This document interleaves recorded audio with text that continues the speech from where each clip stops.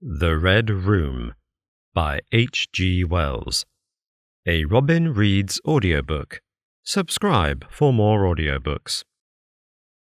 I can assure you, said I, that it will take a very tangible ghost to frighten me. And I stood up before the fire with my glass in my hand. It is your own choosing, said the man with the withered arm, and glanced at me askance. 28 years, said I have lived, and never a ghost have I seen as yet. The old woman sat staring hard into the fire, her pale eyes wide open. Aye, she broke in, and 28 years you have lived and never seen the likes of this house, I reckon. There's a many things to see, when one's still but 28. She swayed her head slowly from side to side. A many things to see and sorrow for. I half suspected the old people were trying to enhance the spiritual terrors of their house by their droning insistence. I put down my empty glass on the table and looked about the room, and caught a glimpse of myself, abbreviated and broadened to an impossible sturdiness, in the queer old mirror at the end of the room. Well, I said, if I see anything tonight, I shall be so much the wiser, for I come to the business with an open mind. It's your own choosing, said the man with the withered arm once more. I heard the sound of a stick and a shambling step on the flags in the passage outside, and the door creaked on its hinges as a second old man entered, more bent, more wrinkled, more aged even than the first. He supported himself by a single crutch, his eyes were covered by a shade, and his lower lip, half averted, hung pale and pink from his decaying yellow teeth. He made straight for an armchair on the opposite side of the table, sat down clumsily, and began to cough. The man with the withered arm gave this newcomer a short glance of positive dislike. The old woman took no notice of his arrival, but remained with her eyes fixed steadily on the fire. I said, it's your own choosing, said the man with the withered arm, when the coughing had ceased for a while. It's my own choosing, I answered. The man with the shade became aware of my presence for the first time, and threw his head back for a moment and sideways to see me.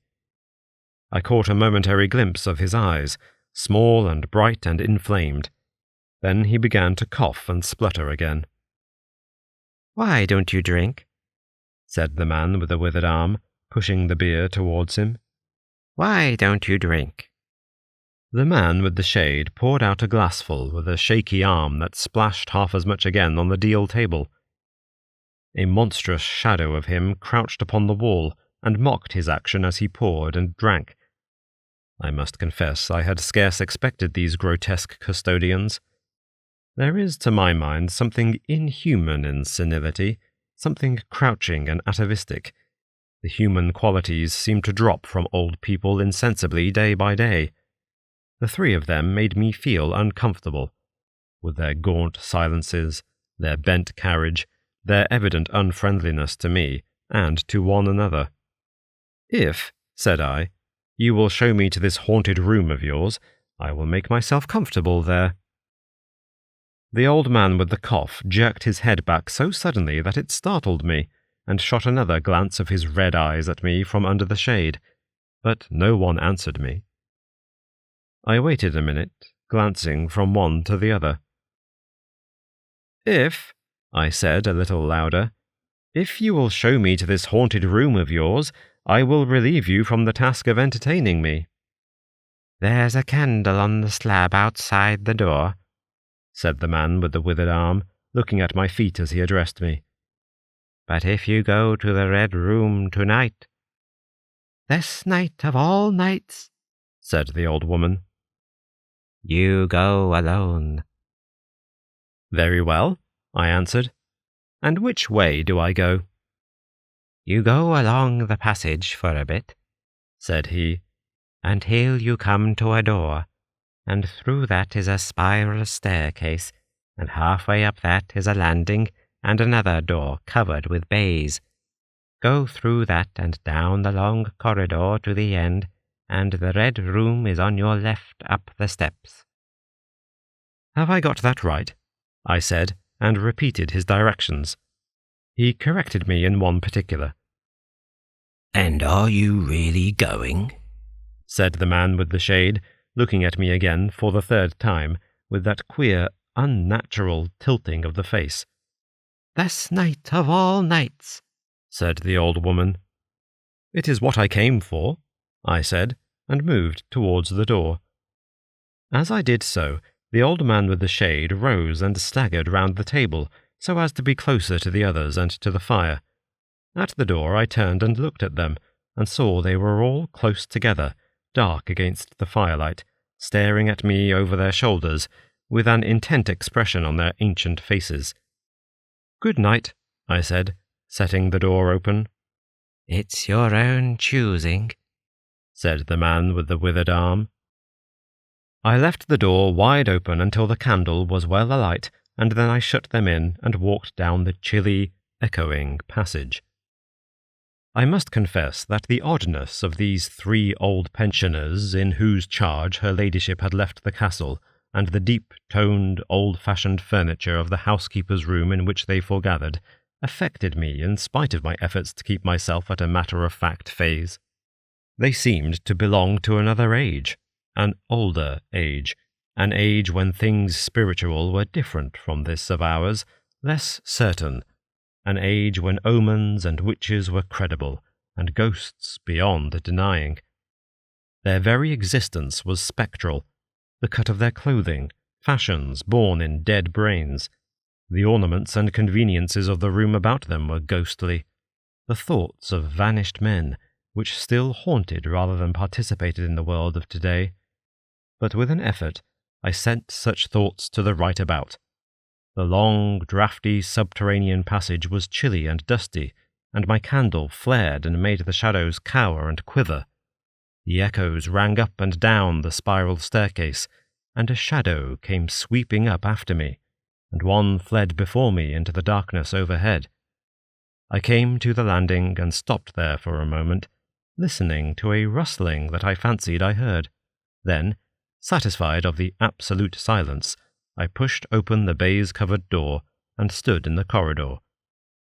The effect was scarcely what I expected, for the moonlight, coming in by the great window on the grand staircase, picked out everything in vivid black shadow or silvery illumination.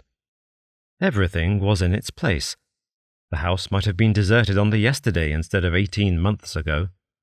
There were candles in the sockets of the sconces, and whatever dust had gathered on the carpets or upon the polished flooring was distributed so evenly as to be invisible in the moonlight. I was about to advance, and stopped abruptly. A bronze group stood upon the landing, hidden from me by the corner of the wall, but its shadow fell with marvellous distinctness upon the white panelling, and gave me the impression of someone crouching to waylay me. I stood rigid for half a minute, perhaps. Then, with my hand in the pocket that held my revolver, I advanced, only to discover a Ganymede and eagle glistening in the moonlight. That incident, for a time, restored my nerve, and a porcelain Chinaman on a buhl table, whose head rocked silently as I passed him, scarcely startled me. The door to the Red Room and the steps up to it were in a shadowy corner. I moved my candle from side to side, in order to see clearly the nature of the recess in which I stood before opening the door. Here it was, thought I, that my predecessor was found, and the memory of that story gave me a sudden twinge of apprehension. I glanced over my shoulder at the Ganymede in the moonlight, and opened the door of the Red Room rather hastily, with my face half turned to the pallid silence of the landing. I entered, closed the door behind me at once, turned the key I found in the lock within, and stood with the candle held aloft, surveying the scene of my vigil, the great red room of Lorraine Castle, in which the young Duke had died, or, rather, in which he had begun his dying, for he had opened the door and fallen headlong down the steps I had just ascended.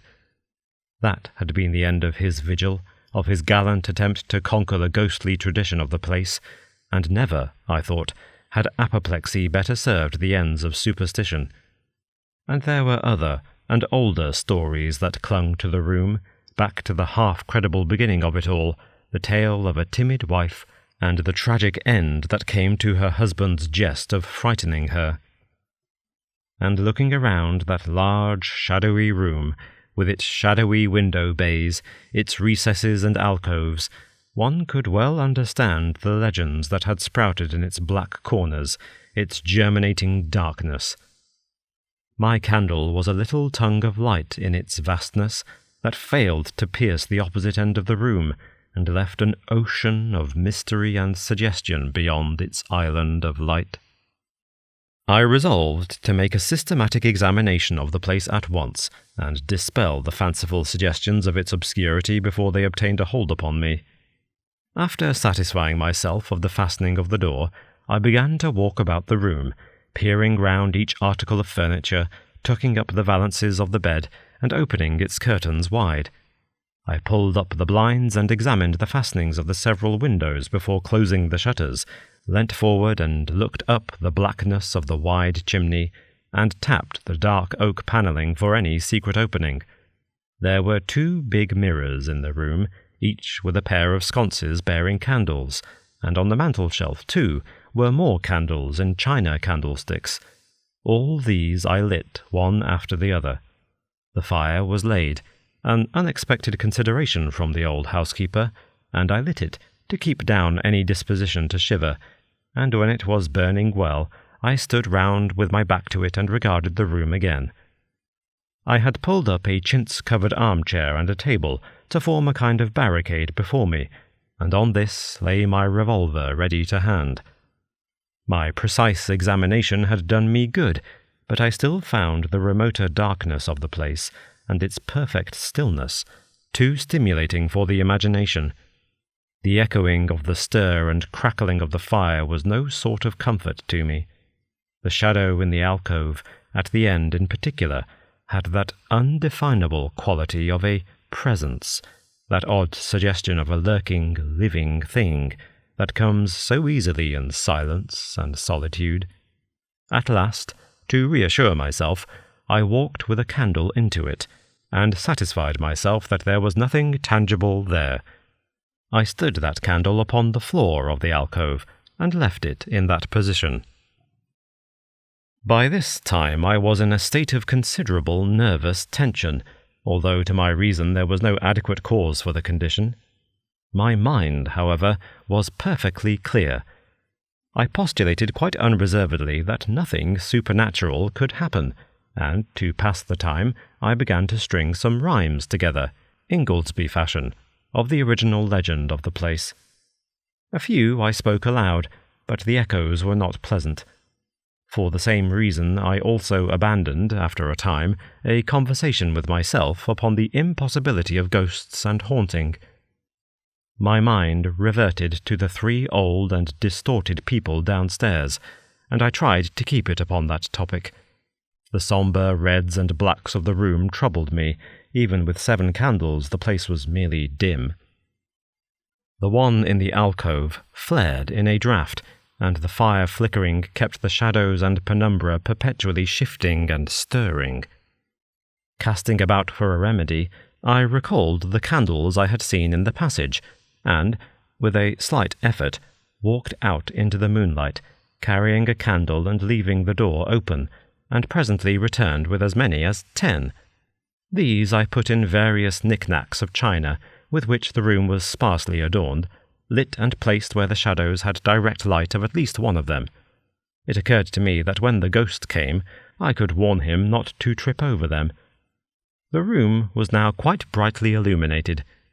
There was something very cheery and reassuring in these little streaming flames, and snuffing them gave me an occupation, and afforded a reassuring sense of the passage of time.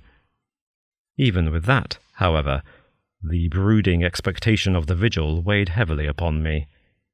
It was after midnight that the candle in the alcove suddenly went out, and the black shadow sprang back to its place there. I did not see the candle go out. I simply turned and saw that the darkness was there, as one might start and see the unexpected presence of a stranger. "By Jove," I said aloud, "that draft's a strong one." And, taking the matches from the table, I walked across the room in a leisurely manner to relight the corner again.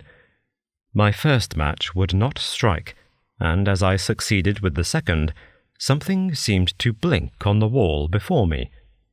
I turned my head involuntarily and saw that the 2 candles on the little table by the fireplace were extinguished. I rose at once to my feet. "Odd," I said. "Did I do that myself in a flash of absent-mindedness?" I walked back, relit one, and as I did so, I saw the candle in the right sconce of one of the mirrors wink and go right out, and almost immediately its companion followed it. There was no mistake about it. The flame vanished as if the wicks had been suddenly nipped between a finger and a thumb, leaving the wick neither glowing nor smoking, but black. While I stood gaping, the candle at the foot of the bed went out, and the shadows seemed to take another step towards me. "This won't do," said I, and first one and then another candle on the mantel-shelf followed. "What's up?" I cried, with a queer high note getting into my voice somehow. At that, the candle on the wardrobe went out, and the one I had relit in the alcove followed. "Steady on," I said. "These candles are wanted," speaking with a half-hysterical facetiousness, and scratching away at a match the while for the mantel candlesticks. My hands trembled so much that twice I missed the rough paper of the matchbox. As the mantel emerged from darkness again, 2 candles in the remoter end of the window were eclipsed. But with the same match I also relit the large mirror candles, and those on the floor near the doorway, so that for the moment I seemed to gain on the extinctions. But then, in a volley, there vanished 4 lights at once in different corners of the room, and I struck another match in quivering haste, and stood hesitating whither to take it.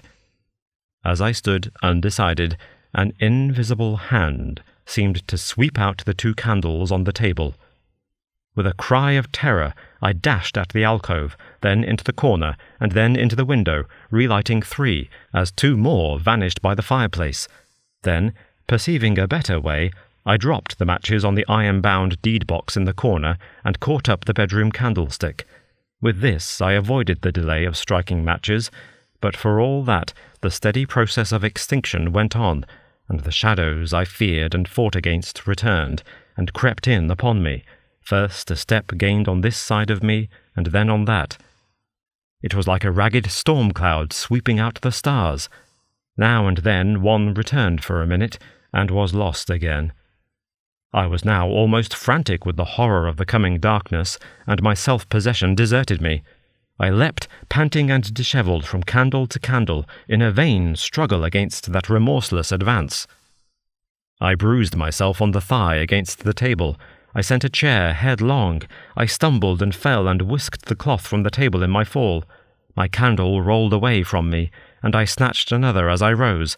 Abruptly, this was blown out as I swung it off the table by the wind of my sudden movement, and immediately the 2 remaining candles followed. But there was light still in the room, a red light that staved off the shadows from me. The fire! Of course, I could still thrust my candle between the bars and relight it. I turned to where the flames were still dancing between the glowing coals and splashing red reflections upon the furniture, made 2 steps towards the grate, and incontinently the flames dwindled and vanished. The glow vanished. The reflections rushed together and vanished. And as I thrust the candle between the bars, darkness closed upon me like the shutting of an eye, wrapped about me in a stifling embrace, sealed my vision, and crushed the last vestiges of reason from my brain. The candle fell from my hand. I flung out my arms in a vain effort to thrust that ponderous blackness away from me, and lifting up my voice, screamed with all my might, once, twice, thrice. Then I think I must have staggered to my feet. I know I thought suddenly of the moonlit corridor, and, with my head bowed and my arms over my face, made a run for the door. But I had forgotten the exact position of the door, and struck myself heavily against the corner of the bed. I staggered back, turned, and was either struck or struck myself against some other bulky furniture. I have a vague memory of battering myself thus, to and fro in the darkness, of a cramped struggle, and of my own wild crying as I darted to and fro, of a heavy blow at last upon my forehead, a horrible sensation of falling that lasted an age, of my last frantic effort to keep my footing, and then I remember no more.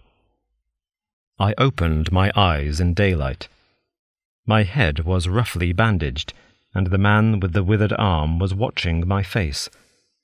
I looked about me, trying to remember what had happened, and for a space I could not recollect. I rolled my eyes into the corner and saw the old woman, no longer abstracted, pouring out some drops of medicine from a little blue phial into a glass. "Where am I?" I asked. "I seem to remember you, and yet I cannot remember who you are." They told me then, and I heard of the haunted Red Room as one who hears a tale. "We found you at dawn," said he, "and there was blood on your forehead and lips." It was very slowly I recovered my memory of my experience. "You believe now," said the old man, "that the room is haunted?" He spoke no longer as one who greets an intruder, but as one who grieves for a broken friend. "Yes," said I, "the room is haunted." "And you have seen it, and we, who have lived here all our lives, have never set eyes upon it, because we have never dared. Tell us, is it truly the old Earl who—" "No," said I, "it is not." "I told you so," said the old lady with the glass in her hand. "It is his poor young countess who was frightened." "It is not," I said. "There is neither ghost of Earl nor ghost of Countess in that room. There is no ghost there at all, but worse, far worse." "Well?" they said. "The worst of all the things that haunt poor mortal man," said I, "and that is, in all its nakedness, fear. Fear that will not have light nor sound, that will not bear with reason, that deafens and darkens and overwhelms. It followed me through the corridor. It fought against me in the room." I stopped abruptly. There was an interval of silence. My hand went up to my bandages. The man with the shade sighed and spoke. "That is it," said he. "I knew that was it. A power of darkness. To put such a curse upon a woman, it lurks there always. You can feel it even in the daytime, even of a bright summer's day, in the hangings, in the curtains, keeping behind you however you face about. In the dusk it creeps along the corridor and follows you, so that you dare not turn. There is fear in that room of hers, black fear, and there will be, so long as this house of sin endures."